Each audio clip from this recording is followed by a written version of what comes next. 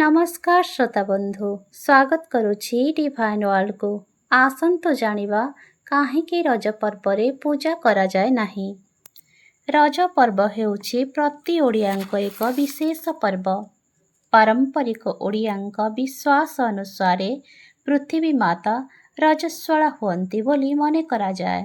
तेणु एही 3 दिन घरे नियमित पूजा करा जाए नाही। पुरुष वयस्क महिला एवं छोट पिलामाने प्रार्थना जप किंबा साधारण पूजा करिथांती। रज समय रे किए पूजा करिवे कि करिवेनी बोली कौनसी नियम नाही। यह एक परिवार और स्थानीय परंपरा उपरे निर्भर करे। केतेक घरे एही 3 दिन विशेष पूजा करा जाए नाही। रज समय रे पूजा करिबा उचित नुहे बोली जो परंपरा रहिछि ताहार कारण हेउछि लोक विश्वास अनुसार पृथ्वी माता एही 3 दिन ऋतुमती होइथांती। एही समय रे पृथ्वी को विश्राम दिया जाए सेथिपाई चाष काम तथा माटी खोलिबा आदि काम करा जाए न थाए।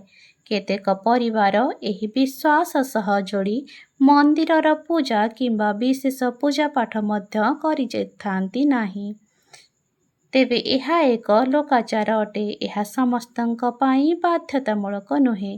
तेणु पूजा न करिवार कारण पाप किंबा निषेध नुहे।